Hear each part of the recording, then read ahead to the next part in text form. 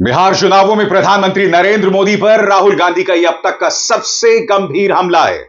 बकौल राहुल गांधी प्रधानमंत्री नरेंद्र मोदी के खून में नफरत है और उनके खून और मेरे खून में फर्क है। और वहां नहीं रुकते, वो आगे जाकर यह भी कहते हैं कि यही वजह है कि भारतीय जनता पार्टी आपको नफरती मुद्दों में उलझाकर रखना चाहती है और आपके मुद्दों की बात नहीं करना चाहती। और इसके बाद एक बहुत बड़ा राजनीतिक भूचाल आ सकता है।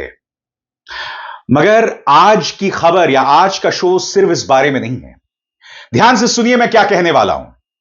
हर गुजरते दिन के साथ, चाहे प्रधानमंत्री हो चाहे अमित शाह हो, नीतीश का जिक्र रैलियों में खत्म होता जा रहा है। अब नीतीश का जिक्र ही नहीं हो रहा है। यह कहा ही नहीं जा रहा है कि नीतीश कुमार अगले मुख्यमंत्री होंगे, जबकि आप जानते हैं कि राजीव प्रताप रूडी जो कि भाजपा के नेता हैं, वो कह चुके हैं कि नीतीश कुमार थे, हैं और आगे भी मुख्यमंत्री रहेंगे। आप यह भी जानते हैं कि जनता दल यूनाइटेड के नेता उपेंद्र कुशवाहा और संजय झा भी इस बात का जिक्र कर चुके हैं। मगर ललन सिंह जो हैं वो कह रहे हैं कि विधायक जो हैं वो चुनेंगे अगला मुख्यमंत्री। जबकि आप जानते हैं जब पिछले चुनाव हुए थे तब जनता दल यूनाइटेड को भारतीय जनता पार्टी से कम सीटें मिली थी, फिर भी नीतीश कुमार मुख्यमंत्री बने थे। बावजूद इसके कि नीतीश कुमार ने इस वक्त कहा था कि मुझे मुख्यमंत्री नहीं बनना है, क्योंकि भाजपा को इस बात का डर था कि कहीं नीतीश कुमार पाला ना बदल लें, इसीलिए वो ये तमाम बातें कह रहे थे। और अब नीतीश कुमार का जिक्र खत्म होता जा रहा है। और हमें नहीं भूलना चाहिए कि इस वक्त एनडीए के जो वोट मिल रहे हैं उसमें दो बड़े कारण हैं। पहला, जनता दल यूनाइटेड ने यह खबर फैला दी है कि यह नीतीश कुमार का आखिरी चुनाव है। तो यह बताया जा रहा है कई जानकारों द्वारा कि जनता सहानुभूति के चलते नीतीश कुमार को वोट दे रहे हैं। और दूसरा, 10,000 रुपए जो महिलाओं के खाते में गए। तो ये दोनों फैक्टर्स जनता दल यूनाइटेड का कद बढ़ा रहे हैं। मगर जहां तक नीतीश कुमार को जीत के बाद मुख्यमंत्री के तौर पर फिर से स्थापित करना है, इस पर प्रधानमंत्री खामोश हो गए हैं, अमित शाह खामोश हो गए हैं। उल्टा एनडीटीवी ने उनसे सवाल पूछा तो पलटकर जवाब दिया अमित शाह ने कि आप विपक्ष का खेल मत खेलिए, विपक्ष की साजिश को हम कामयाब नहीं होने देंगे। मगर सबसे पहले, जैसे मैंने बताया, राहुल गांधी का अब तक का सबसे बड़ा प्रहार, और उन्होंने कह डाला कि प्रधानमंत्री के खून में नफरत है और उनके खून और मेरे खून में यही फर्क है। नरेंद्र मोदी में, उनके खून में, उनकी सोच में नफरत है। वो बांटना चाहते हैं, नफरत फैलाना चाहते हैं।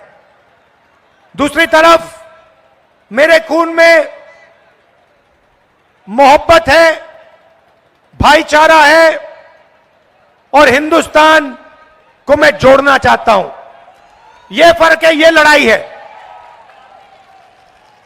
बीजेपी आरएसएस एक तरफ, नरेंद्र मोदी अमित शाह एक तरफ, कांग्रेस पार्टी दूसरी तरफ, राहुल गांधी दूसरी तरफ, खारगे जी दूसरी तरफ, तेजस्वी जी दूसरी तरफ।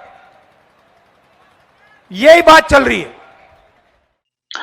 और वहां नहीं रुकते दोस्तों, वो आगे जाके कहते हैं कि इसी नफरत के चलते जनता के मुद्दे नहीं उठाए जा रहे हैं, क्योंकि यही नफरत जनता की नसों में भरी जा रही है, जिसके चलते आपके मुद्दे बौने हो गए हैं। देखिए किस तरह से राहुल गांधी प्रहार करते हैं। नफरत से इनको क्या मिलता है, मैं आपको बताता हूं।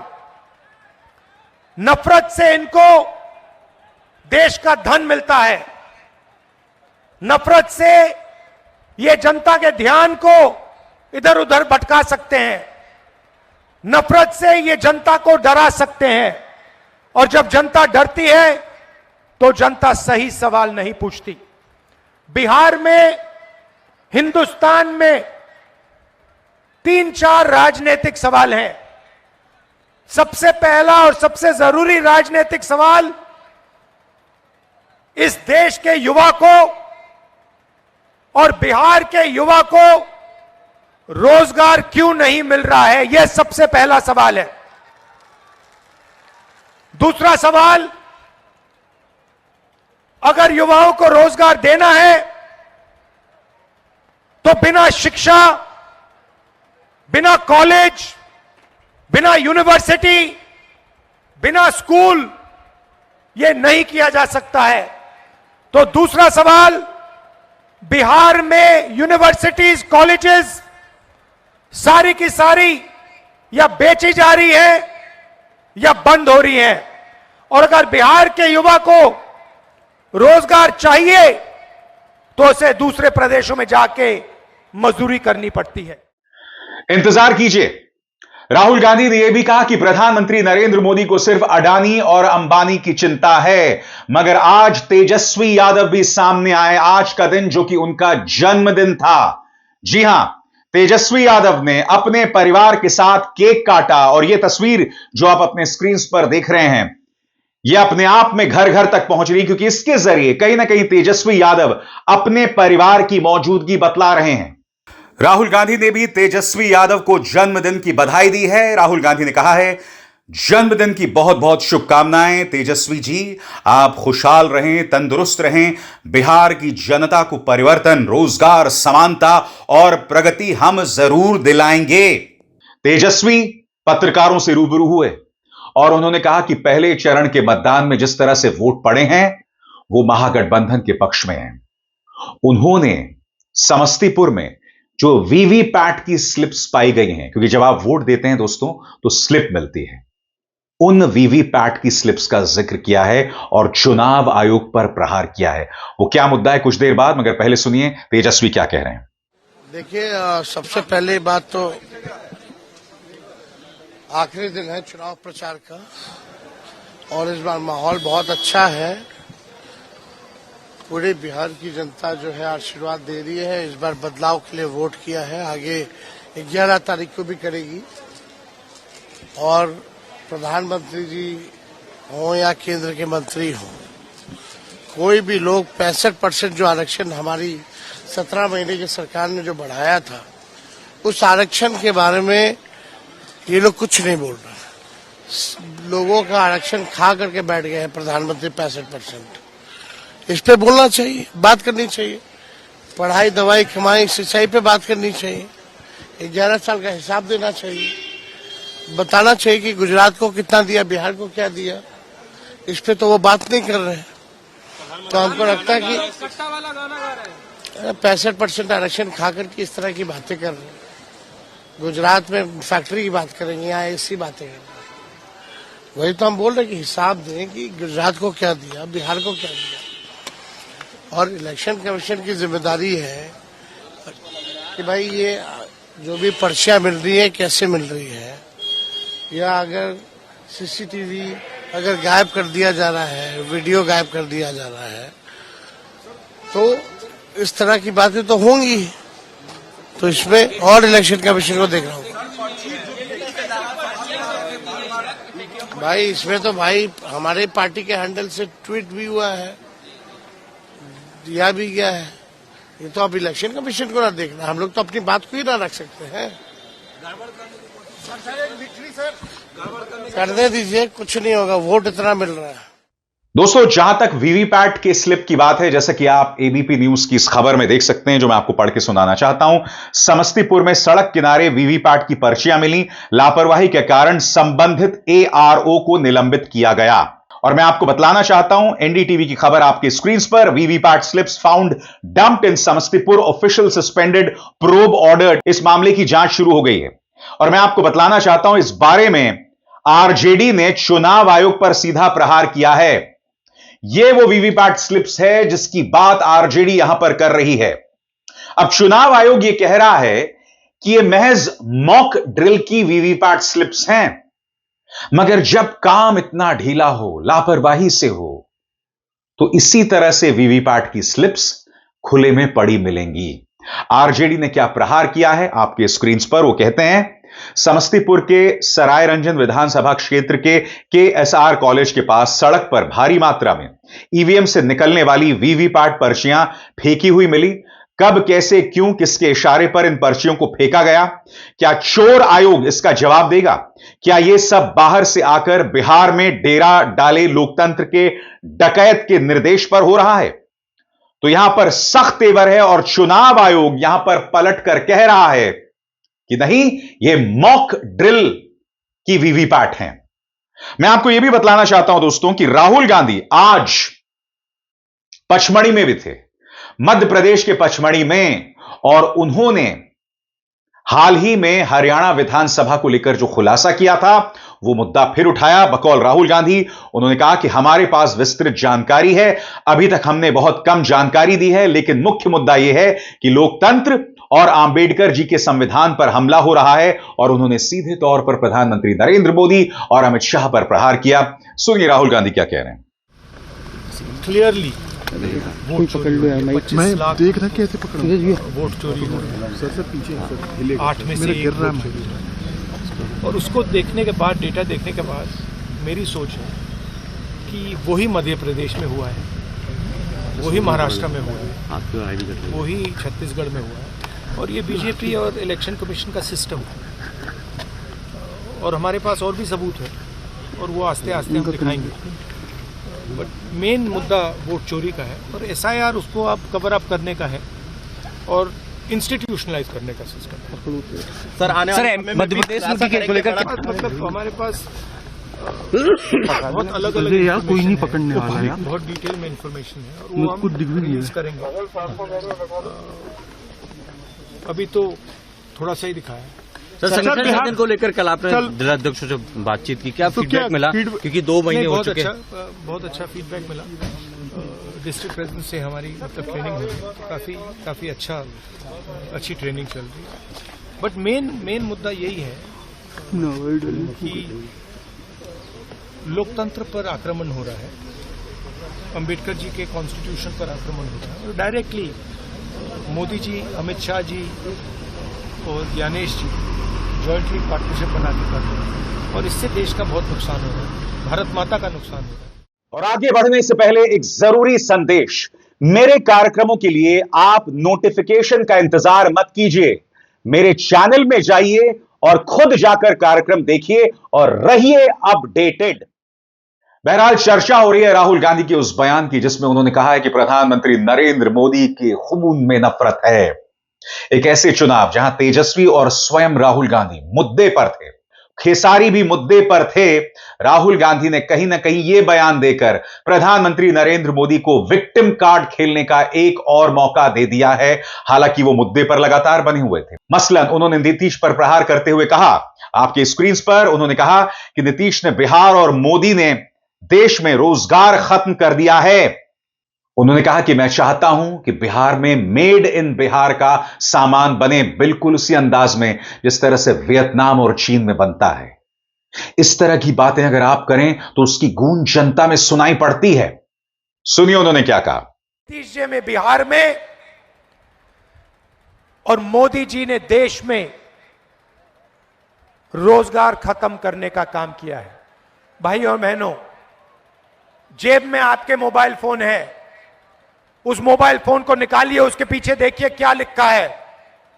उसके पीछे लिखा है मेड इन चाइना। लिखा है नहीं लिखा है? लिखा है। शर्ट के पीछे देखिए made in China, made in Vietnam, made in Bangladesh. जो भी यहां माल बिकता है या चाइना में बनता है या जापान में या कोरिया में या वियतनाम में बनता है, हम चाहते हैं कि फोन के पीछे मेड इन चाइना ना लिखा हो, मेड इन बिहार लिखा हो। यहां पे आप पाइनएप्पल उगाते हो, मक्का उगाते हो, बिहार में मखाना उगाया जाता है, मक्का, मछली, अलग अलग फल, आम, पाइनएप्पल। मैं आपसे पूछना चाहता हूं, पिछले 20 साल में नीतीश जी ने कितने फूड प्रोसेसिंग प्लांट चालू किए? कितने फूड प्रोसेसिंग यूनिट? पाइनएप्पल को प्रोसेस करने वाले, आम को प्रोसेस करने वाले, मच्छी को प्रिजर्व करने वाले, मखाना बनाने वाले कितने यूनिट नीतीश जी ने यहां पैदा किए? एक भी नहीं।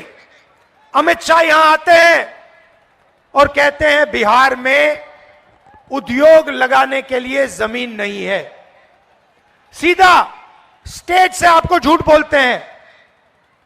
जमीन की बिहार में कोई कमी नहीं है। अदानी के लिए जितनी भी जमीन चाहिए नीतीश जी और नरेंद्र मोदी की सरकार देने को तैयार है। बिहार में 1 एकड़ 1 रुपए के दाम में अदानी को दिया गया है, मगर फूड प्रोसेसिंग प्लांट नहीं लगेगा, पाइनएप्पल प्रोसेसिंग प्लांट नहीं लगेगा। और फिर राहुल गांधी प्रधानमंत्री नरेंद्र मोदी पर हमला करते हुए कहते हैं कि उन्हें परवाह आम इंसान की नहीं है, उन्हें परवाह सिर्फ अडानी और अंबानी की है। सुना जाए। नरेंद्र मोदी जी, कभी आप जाइए, किसान से बात कीजिए। आप अदानी अंबानी जी से बात करते रहते हो, सूट बूट वालों से मिलते रहते हो।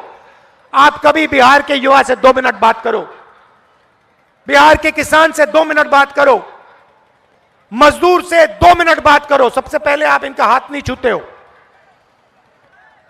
हाथ छूने की जरूरत नहीं है, गले लगने की जरूरत नहीं है, मगर बुला के बात कर लो, पूछ लो कि आप चाहते क्या हो। किसान कहेगा हम फूड प्रोसेसिंग यूनिट चाहते हैं, किसान कहेगा कि हम अपने बच्चों के लिए रोजगार चाहते हैं, मजदूर कहेगा हम अस्पताल चाहते हैं, युवा कहेगा हम रोजगार चाहते हैं, मगर आपको यह बात नहीं करनी, आप नहीं करना चाहते हो। बहरहाल इसमें दो राय नहीं है दोस्तों कि जैसे जैसे चुनाव करीब आ रहा है, भारतीय जनता पार्टी मुद्दों को भटकाने की कोशिश कर रही है। मगर एक दिलचस्प बात जो सामने उभर कर आई है दोस्तों, हर गुजरते दिन के साथ नीतीश कुमार का जिक्र खत्म होता जा रहा है, कम होता जा रहा है। आज मैं आपको प्रधानमंत्री अमित शाह के बयानात सुनाऊंगा। जैसे इनका भाषण खत्म होता है, कायदे से इन्हें जिक्र करना चाहिए नीतीश कुमार का। नीतीश कुमार का जिक्र ही नहीं हो रहा है। मसलन अमित शाह के अगर आप इस बयान पर गौर करें, उन्होंने नीतीश कुमार का नाम तक नहीं लिया। सुपौल में उनकी सभा थी, सुनिए 15-16 सेकंड का बयान। बहुत कुछ कहते हैं मगर नीतीश कुमार का जिक्र गायब है। तीर छाप और कमल छाप पर बटन दबाओगे, जोर से बोलो दबाओगे, फिर से एनडीए सरकार बनाओगे, तो मेरे साथ दोनों हाथ उठाइए जरा। यही नहीं, प्रधानमंत्री नरेंद्र मोदी यह भी कह रहे हैं कि मैं एनडीए के शपथ ग्रहण समारोह में वापस आऊंगा। नीतीश का जिक्र यहां पर भी नहीं। मैं फिर दोहरा दूं दोस्तों, इस वक्त एनडीए की जो वोट मिल रहा है उसमें एक बहुत बड़ा फैक्टर नीतीश कुमार के लिए हमदर्दी को लेकर है। मगर यह अपने आप में बहुत ही रहस्यमय बात है। ना प्रधानमंत्री ना अमित शाह नीतीश कुमार का जिक्र कर रहे हैं। यह खबर नीतीश कुमार के समर्थकों के लिए अच्छी खबर नहीं है। यानी कि कहीं ना कहीं भाजपा मन बना चुकी है सम्राट चौधरी को अगले मुख्यमंत्री के तौर पर प्रोजेक्ट करने की। क्योंकि आपको याद होगा अमित शाह ने अपनी एक रैली में कहा था कि सम्राट चौधरी को जिता दीजिए, हम इन्हें बहुत बड़ा रोल देंगे। मगर क्या भाजपा को इस बात का आभास है कि जनता दल यूनाइटेड ने इन चुनावों को नीतीश कुमार का आखिरी चुनाव पेश किया है? ऊपर से महिलाओं के खाते में जो 10,000 गया है वो भी एक फैक्टर है जो नीतीश कुमार के पक्ष में काम कर रहा है। सुनिए प्रधानमंत्री ने क्या कहा था। विजय के पूरे विश्वास के साथ जा रहा हूं। अभूतपूर्व विजय के पूरे वातावरण को मैंने पाया है, देखा है, और इसलिए मैं आज आपको वादा करता हूं, मैं आज जा रहा हूं, आप 11 को वोट डालेंगे, 14 को गिनती होगी और मैं फिर से एक बार एनडीए सरकार के शपथ ग्रहण में फिर से पटना आऊंगा। यही नहीं दोस्तों, सीतामढ़ी में भी प्रधानमंत्री नरेंद्र मोदी एनडीए की जीत की बात कर रहे हैं, नीतीश कुमार की बात नहीं कर रहे हैं। सुना जाए। 11 नवंबर को आपका वोट एनडीए के सभी उम्मीदवारों को मिलेगा तो एनडीए की प्रचंड जीत तय हो जाएगी। और जैसे मैंने कहा, मुद्दे से भटकाना। यह लगातार कोशिश की जा रही है, लिहाजा प्रधानमंत्री अब अपनी हर रैली में घुसपैठियों का जिक्र कर रहे हैं। मैं आज प्रधानमंत्री और अमित शाह दोनों से सवाल पूछना चाहता हूं, कौन से घुसपैठिए? चुनाव आयोग ने जो SIR की प्रक्रिया की थी, स्पेशल इंटेंसिव रिवीजन की, उन्होंने तो कहीं नहीं कहा कि नेपाल के लोग बसे हुए हैं, म्यांमार के लोग बसे हुए हैं या बांग्लादेश के लोग बसे हुए हैं। फिर प्रधानमंत्री घुसपैठियों का जिक्र क्यों कर रहे हैं? यह भाजपा की बौखलाहट नहीं तो क्या है? यह मुद्दे को भटकाना नहीं तो क्या है? सुनिए प्रधानमंत्री ने घुसपैठी के बारे में फिर क्या कहा। इनको, ये कांग्रेस आरजेडी जंगल राज वालों को गलती से भी वोट गया, गलती से भी, तो ये पिछले दरवाजे से घुसपैठियों को भारत की नागरिकता दे देंगे। फिर आदिवासियों के खेतों में, महादलितों, अति पिछड़ों के टोलों में घुसपैठियों का ही बोलबाला होगा। और जहां तक मुद्दे को भटकाने की बात है, तो अमित शाह राम मंदिर का जिक्र कर रहे हैं और वो ये भी कह रहे हैं कि हम सीता मैया का मंदिर बनाएंगे। मगर ये लोग ये नहीं कहेंगे कि जिस बेरोजगार को, जिस युवा को तुमने सड़क पर पीटा, उन्हें नौकरी कैसे देंगे? और यही फर्क है अमित शाह और तेजस्वी यादव में, भाजपा और तेजस्वी यादव में। तेजस्वी लगातार नौकरी पर बने हुए हैं, मुद्दों पर बने हुए हैं, मगर अमित शाह घुसपैठियों की भी बात करते हैं, जबकि घुसपैठी की बात करके कहीं ना कहीं वो खुद पर सवाल खड़ा कर देते हैं। क्योंकि BSF की जिम्मेदारी है घुसपैठ को रोकना। जिम्मेदारी किसकी है? और BSF किसे रिपोर्ट करता है? अमित शाह को। फिर भी आप घुसपैठ की बात करते हैं। और जैसे मैंने बताया, सीता मां के मंदिर की बात करना, सुनिए अमित शाह क्या कह रहे हैं। अयोध्या में राम मंदिर बनना चाहिए था या नहीं बनना चाहिए था? 550 साल से बाबर ने राम मंदिर तोड़ा, तब से पहले मुगलों ने अटकाया, फिर अंग्रेजों ने भटकाया, फिर कांग्रेसियों ने और लालू ने लटकाया। मोदी जी को 2019 में आपने दूसरी बार प्रधानमंत्री बनाया। इन्होंने 19 में भूमि पूजन किया और 24 में प्राण प्रतिष्ठा कर कर जय श्री राम। मुझे बताओ भैया, अयोध्या में इतना बड़ा भव्य मंदिर बना, सीता माता का जन्म हमारे बिहार में सीतामढ़ी में हुआ। सीता माता का मंदिर बनाना चाहिए या नहीं बनाना चाहिए? जोर से बोलो, बनाना चाहिए या नहीं बनाना चाहिए? मैं आपको बताकर जाता हूं, 2 माह पहले नीतीश कुमार जी संग मैंने सीता माता के पुनौरा धाम में मंदिर का भूमि पूजन किया है, भूमि पूजन किया। और 2.5 साल में सीता माता का भव्य मंदिर बिहार में बन जाएगा, भाइयों बहनों, बन जाएगा। मगर दूसरी तरफ तेजस्वी लगातार मुद्दे पर बने हुए हैं और जैसे मैंने बताया, अगर आप मुद्दे पर बने रहेंगे तो आपको जीत मिलेगी। राहुल गांधी ने खून का जिक्र करके कहीं ना कहीं प्रधानमंत्री को इस मुद्दे पर विक्टिम कार्ड खेलने का एक मौका दे दिया है। इसका क्या असर पड़ेगा, मैं चाहूंगा कि आप लोग कमेंट सेक्शन में अपनी राय मुझ तक जरूर पहुंचाएं। अभिसार शर्मा को दीजिए इजाजत। नमस्कार।